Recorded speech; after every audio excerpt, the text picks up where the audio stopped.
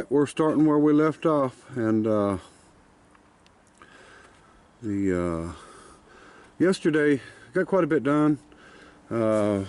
Wasn't planning on getting any work done today or tomorrow because it was supposed to rain, but it looks like the rain might hold off until this evening or tonight, and might be able to get this thing to where we can take it to the cruise in Monday night. That was my goal, but I didn't figure I was going to be able to do it because of the chances of rain for 2 days, and then cold as can be Monday. But we might be able to do something. Noah should be here soon, and I need to run and get negative cable. Go ahead and get 2 new positive cables, one from the battery to the solenoid and one from the solenoid to the starter. We can get the starter wrapped up, get the oil changed, and then I think we'll be done underneath where we can go ahead and start doing get the ball joints finished up and get everything in and drop this thing down. And once we get it down, we can knock everything out here. I've still got to mount two of the new tires, and we will well, of course I don't have a way of balancing them, so we're just mounting them, and might balance them later. And let me see, I don't know, we don't have a whole bunch, but we're going to see how this works out. But it would be really nice to be able to take this thing to the cruise in. I started that cruise in a few months back, and we do it every third Monday here in Johnsonville at a pizza place, and a friend of mine owns the pizza place, and it's worked out really well. And it's been really cold the last few times, so we haven't had a lot of cars, but we've had quite a few people, and that's what it's all about anyways. Being able to get our friends together and just BS and talk and catch up on things, and it's really fun. And Mike will be here again from New York.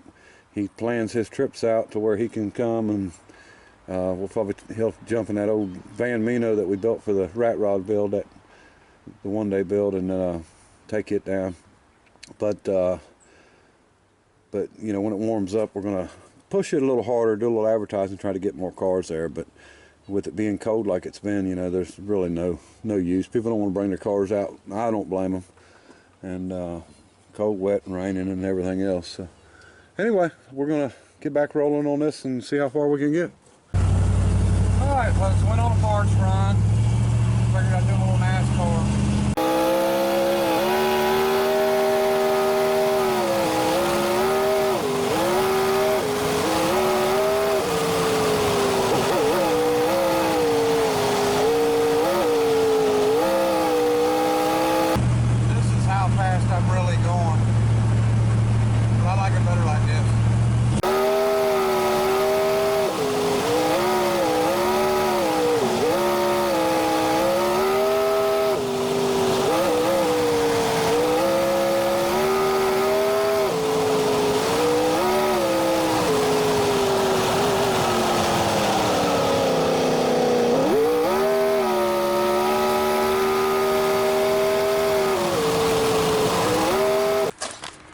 Okay, folks, pink's coming through here.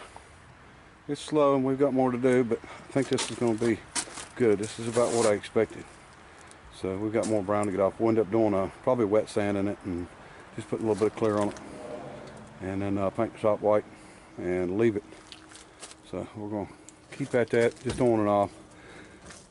And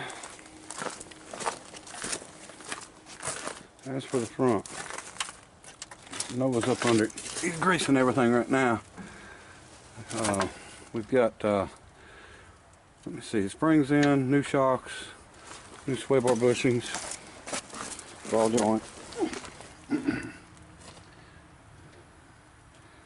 So, moving right along on it. Just about to do the bearings, everything on the drums, get the drums on, and we mount the tires. And we've still got the bottom side on the back to do. We've got the brake line, rubber brake line, and we've got let me see, I got to adjust the brakes, and we've got to put the shocks on the back. We've got new cables. We've got a new cable running to the starter, got the new short cable, and we've got a new ground cable. So we'll keep at that. It's getting there. It's just slow.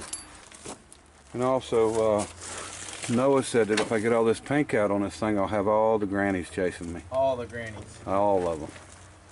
We'll see how that works out, huh? Okay. Ran into an issue with the brakes. Excuse me. Put them on, and then the drum kept locking down, and I didn't realize that they had actually gave me the wrong brake shoes. So I got a set local. They're a little less than a 1/4 inch wider than what was what the ones they sent me was on it. So anyway, that took up a little time, but we've got one shock to do on the back. We've still got the fuel line. All the front suspension's back together. I was hoping to get the tires on it and get it down on the ground yesterday, but just ran out of time. And we did get a little bit more done on the cleaning.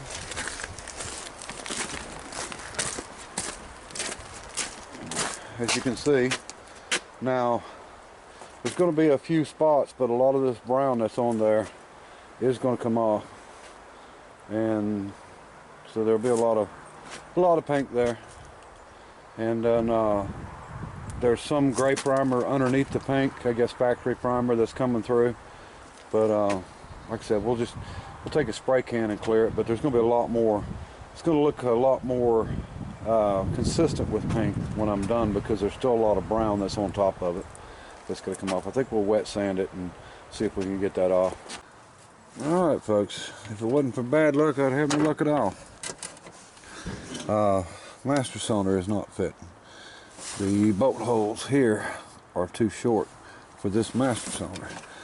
And this comes up as a 59 Ford master cylinder, but here's the cardone part number. There's another part number that is 10-57583, and I don't know if that's the difference. So I'm going to have to figure it out. But this one's not going to work. And I'm sure this car never had power brakes on it. So, and of course, some of you may have seen it. They didn't have the right master cylinder on it. Somebody had put a fruit jar master cylinder on it from a little bit later model, but it was still wasn't a dual master cylinder. It was still a single. So, and I don't mind the single for what I'm doing, but it's got to fit. So. Anyway,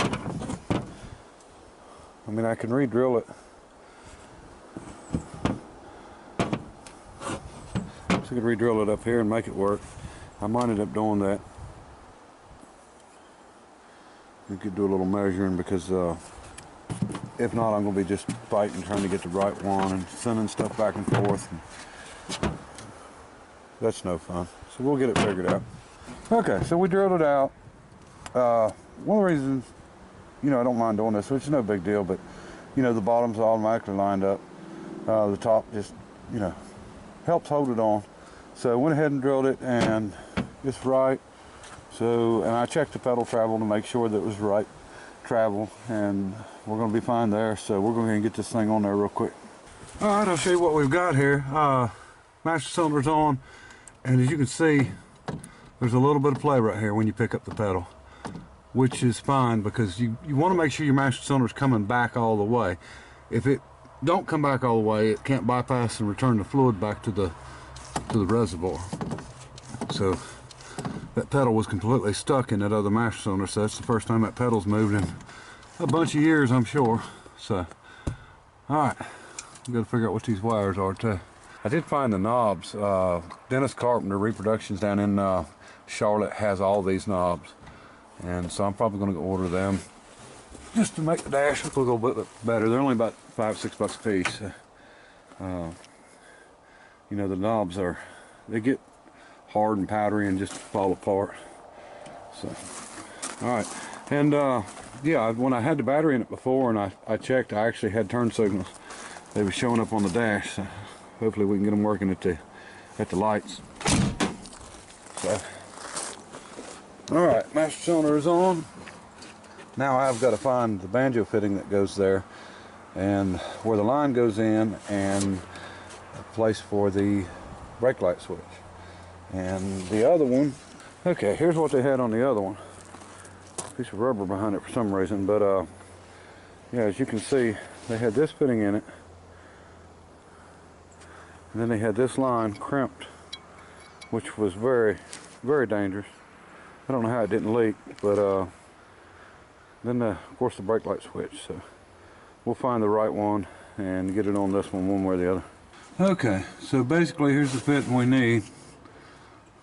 Like this one or this one, either one, because this one, even though it's got a bleeder in it, you can put a brake light switch in there. So I need this, what would be called a banjo fitting, and the bolt, which has, you know, the holes in it with the copper pieces. But I can't take the one off this. This is my 55 with the Perkins in it. So anyway, we'll see if maybe I can find one. Don't know where, but somewhere we gotta find it. All right.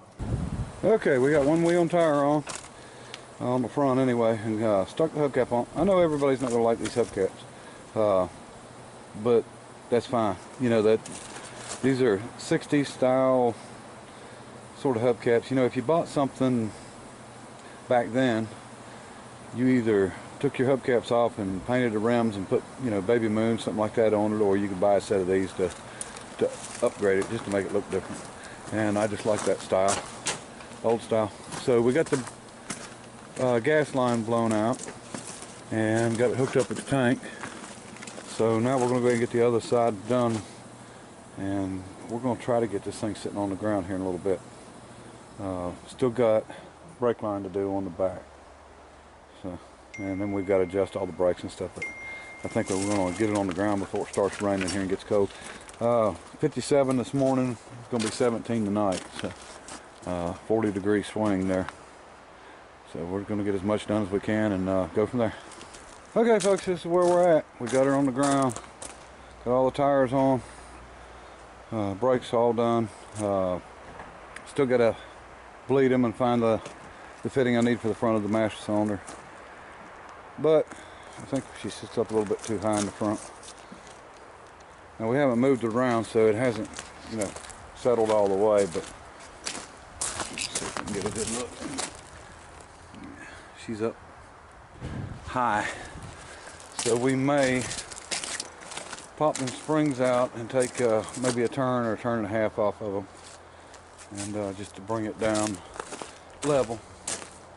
Or we might leave it if it, you know, if it actually settles in some and don't look too bad. It almost looks like a gasser now. It's up so high, but I'm sure it would handle better.